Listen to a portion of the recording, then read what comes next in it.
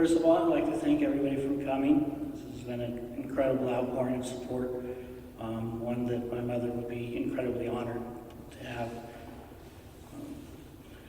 Lydia Bonaldi Aberasturi was many things to many people. She was a teacher, a giver, a guide, a singer, an actor, a friend, a sister, and an in-law, a wife, a creative craft maker, and above and beyond all those roles, to me, she was my mother. My mother was a dreamer. She dreamed about ways to make people happy. She dreamed about traveling the world with my dad and I, with the first stop being Italy, of course. And she dreamed about having a house full of cats, and that dream definitely came true. While she was a dreamer, my mother was also very practical. Things just don't go the way you want them to because you want them to, Louis. She'd like to remind me when I got upset about little problems that I would run into. My mother always believed that with hard work, perseverance, and love, she could accomplish whatever she wanted.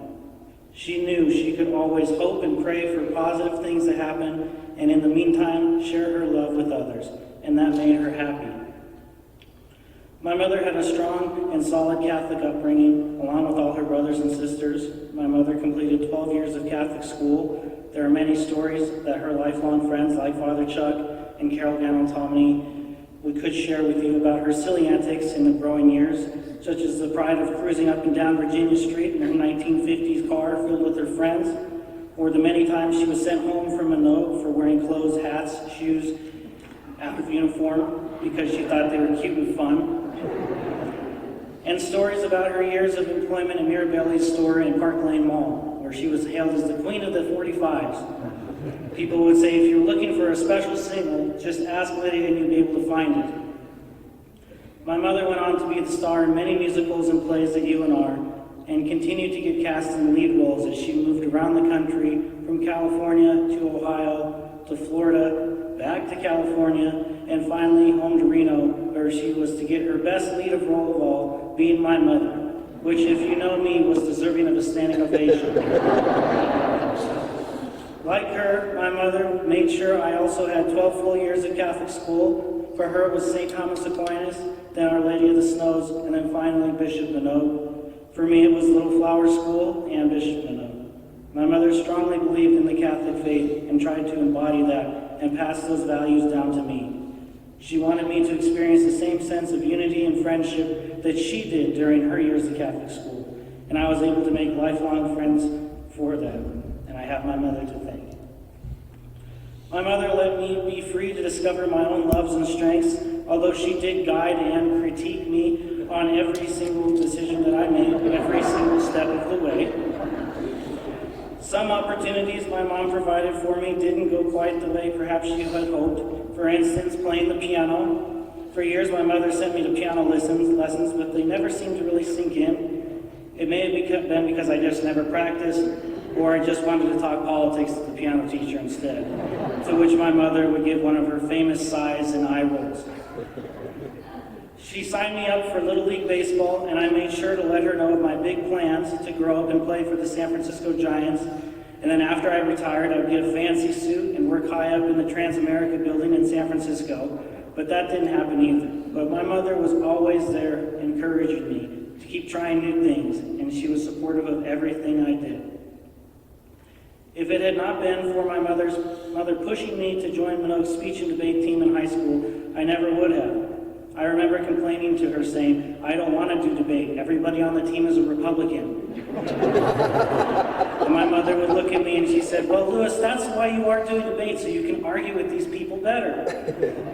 I was so fortunate she did push me to join that team because I grew as a person in so many ways. It was my greatest part of my years at Minogue, and my mother was standing with me at every single tournament with that knowing smile. My mother seemed to know that joining speech and debate was the right thing for me to do. Maybe it was because I liked to argue with her so much. Throughout my years at Little Flower School, my mother was the school's music teacher. While at times I was a little embarrassed to have my mother teaching there, inside I loved every minute of it. Who else got to see their mother every day at school, or have her bring you fancy lunches while everybody else got peanut butter and jelly sandwiches? Or when I would get in trouble, the first person who would know about it would be her. I would watch my mother reach out to all the students in my school so they would feel included and make them feel that she really wanted to have them participate in the class activities, singing in the weekly new masses, and be an important part of our school's annual Christmas program. I must admit, there's a little bit of nepotism associated with the Christmas program. From second grade to my freshman year, my mother would always make sure that when we did the Peanuts Christmas movement, I was the student in the school who belted out Charlie Brown's question, "Isn't there anyone who can tell me what Christmas is all about?" My mother loved the Peanuts comic strip and their holiday specials because she saw in the Peanuts stories the life and questions we all have, and the trials we go through as children of all ages, and how we all have the need to feel included. My mother embodied that idea. It made it her own spirited mission to help others of all ages to feel that they were wanted and that they had something worthwhile to share with others. Many years ago, my mother found this little brown Charlie Brown clock, Christmas clock, that plays "Christmas Time is Here" on every half hour. She loved this clock so much that she found somewhere for $5 that she insisted on hanging it in her kitchen all year round. She was amazed at how this cheap little clock continued to work for so many years, and that she insisted it was the work of the Holy Spirit reminding her of what she had to do. This past summer, my dad took my mother to the Charles Schulz Museum in Santa Rosa, California. She came back home so excited that she was able to meet and talk for a few minutes with Mrs. Schulz, Charles Schulz's widow. It seems like it was a perfect capstone to her life's love and mission. On that trip, my dad also took my mom to San Francisco, where she could go to another museum, that being the Walt Disney Family Museum at the Presidio. Disney, being one of my mother's lifelong loves, made going to that museum so fulfilling to her. Even though my parents had taken me to that museum a couple years ago, going a second time was still pretty good for her, especially going to the museum's gift shop. Lydia was always on duty as my mom. She always felt it was important that I was presentable to others. Even on the morning of her operation, when my dad and I arrived in the hospital room, she looked at me, even without wearing her glasses, and she said, "Louis, of course you're wearing a sweatshirt with a stain on it." My mother wanted others to feel that she was thinking about just them. One of her many ways to express her thoughts was her amazing ability to make personal greeting cards. So many times I would see my mother sitting on the floor of our house, surrounded by her craft papers, pen, glue, and scissors, making cards for people for specific occasions. These cards and other crafts my mother made were so great and original. I wish she would have opened a store that would rival Hallmark. My mother loved her family, and she taught me the importance of both love and family, along with the pride of being Italian. And even though I'm only 50% pure Italian, my mother made sure that my 50% was truly relished and respected. My mother taught me what love is all about, how to care about others, how to respect others even when I have views that I don't agree with, even though that lesson still kind of goes by my head sometimes. And she also taught me how to appreciate that a little sacrificing on our end for the good of others may make our world a little better place. My mother also taught me to appreciate the great taste of Italian food. She enjoyed making it, and as you can see, my dad and I loved eating it. My mother grew up in a large Italian family. Her father, Gramps to me, was a very successful singer, comedian, entertainer as part of the Gaylords, and he was a very funny and talented man. And that is what perhaps my mother got her beautiful voice, great acting ability, and goofy sense of humor. Her mother, Noni to me, was also filled with love for everyone. Together, Noni and Gramps raised my mother to know and believe that family is a gift from God, and that we should celebrate that gift with each other as much as we can, while we can, and while we are in this world together.